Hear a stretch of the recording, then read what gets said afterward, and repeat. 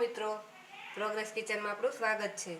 આજે બનાવીશું આપણે છાશનો મસાલો। આ મસાલો તમે છાશ, ફ્રૂટ, સલાડ, શરબત કે સોડામાં તમે બધે જ વાપરી શકો છો। આ મસાલો બનાવવા માટે આપણે અહીં 1 વાટકી આખું જીરું લીધું છે, 1 વાટકી ધાણા લીધા છે, 1 ચમચી અજમો લીધો છે અને 1 વાટકી સંચળ પાવડર લીધો છે અને 1 વાટકી મીઠું લીધું છે। તેની સાથે મેં અહીં ધાણા, લીમડો અને ફુદીનો લીધો છે।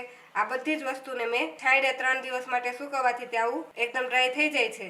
તો આવી રીતે ત્રણેય વસ્તુને છાંયે સૂકવી અને તે આપણે લઈશું। તેની સાથે લીધો છે મેં અહીં 1 ચમચી આમચૂર પાવડર અને 1 ચમચી હિંગ અને થોડા સૂકા મસાલા લીધા છે। તેમાં લીધા છે મેં 8 નંગ લવિંગ, 12 થી 15 નંગ કાળા મરી અને 2 નાના તજના ટુકડા। મસાલો બનાવવા માટે પહેલા આપણે જીરું, ધાણા અને અજમો આ ત્રણેય વસ્તુને આપણે શેકી લઈશું। બધી જ વસ્તુને શેકવા માટે મેં અહીં ગેસ પર એક પેન રાખી દીધી છે। તેમાં આપણે જીરું નાખીશું। આ જીરુંમાંથી આપણે 1 ચમચી જેટલું જીરું વધારીશું। તેની સાથે આપણે ધાણા નાખીશું અને અજમો નાખીશું। આ બધી જ વસ્તુને આપણે ધીમા ગેસ પર શેકી લઈશું। આ બધી જ વસ્તુને આપણે એકદમ ધીમા ગેસ પર શેકીશું। આમાંથી કોઈ પણ વસ્તુનો કલર એકદમ ચેન્જ ન થઈ જવો જોઈએ। જો કલર ચેન્જ થઈ જશે તો આપણો મસાલો બનશે ત્યારે થોડો કાળો લાગશે। હવે આપણે આ બધી જ વસ્તુ શેકાઈ રહી છે, તેની સુગંધ આવવા માંડી છે, તો આપણે આ મસાલાને એટલો જ શેકવાનો છે। તો હવે આ મસાલાને આપણે એક ડીશમાં કાઢી લઈશું। હવે જે આપણે 1 ચમચી જીરું બાકી રાખેલું હતું તેને પણ શેકી લઈશું। આ 1 ચમચી જીરું આપણે મસાલામાં આખું નાખવા માટે અલગથી રાખ્યું છે, એટલા માટે આને આપણે અલગથી શેકીશું। આપણું આ જીરું પણ શેકાઈ ગયું છે, આને પાછું આપણે અલગ જ કાઢીશું।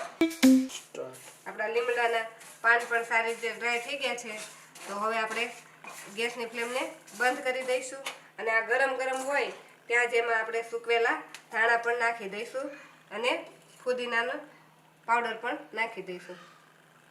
બધી જ વસ્તુને આપણે હલાવીને મિક્સ કરી દઈશું।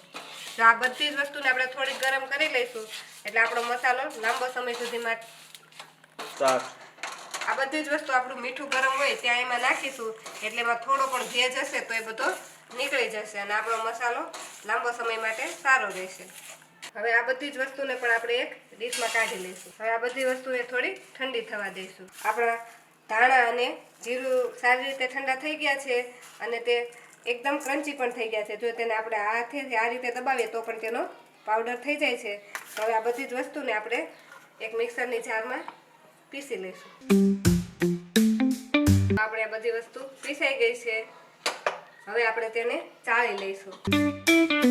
હવે આપણે આ બધી વસ્તુને ચાળી લઈશું એટલે ચાળશું એટલે આમાં જો કોઈ આખું રહી ગયું હશે તે બધું આપણે ચાળવામાં નીકળી જશે। ચાળતા હજુ જો આપણે આટલો જે મોટો ભાગ રહી ગયો હોય તે નીકળેલું છે તો તેને આપણે ફરીથી મિક્સરની જારમાં નાખીશું। હવે આપણું મીઠું અને આ બધી વસ્તુ પણ ઠંડી થઈ ગઈ છે, તો જે જારમાં આપણે આ વધેલો પાવડર નાખ્યો છે તેની સાથે આ બધી વસ્તુને નાખી અને આને પણ આપણે પીસી લઈશું। આપણું મીઠું અને આ બધી વસ્તુ પણ આપણે પીસી લીધી છે, તો તેને પણ આપણે થોડું ચાળી લઈશું, કેમ કે આમાં ધાણાના કે કોઈ લીમડાના પાનનું કંઈ રહી ગયું હોય તો તે નીકળી જાય। આપણી બધી જ વસ્તુ સારી રીતે ચડાઈ ગઈ છે।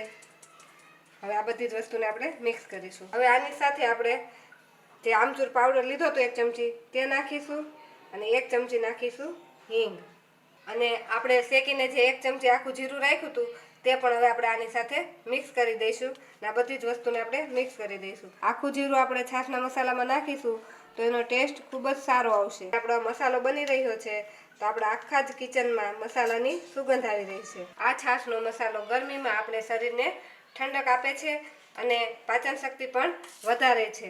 આ મસાલાને આપણે કોઈ કાચની બરણી કે એરટાઇટ કન્ટેનરમાં ભરીને લાંબા સમય માટે સ્ટોર કરી શકીએ છીએ।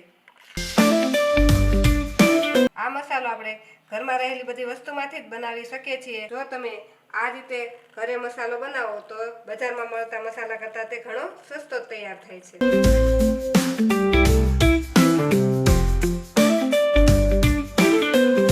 આ મસાલો તમે કોઈ પણ ચાટ, પાણીપુરી કે કોઈ પણ રાયતામાં પણ વાપરી શકો છો. જો તમને અમારી આજની રેસીપી ગમી હોય તો અમારા વિડીયોને લાઈક કરો અને પ્રોગ્રેસ કિચન ચેનલને સબસ્ક્રાઈબ કરો.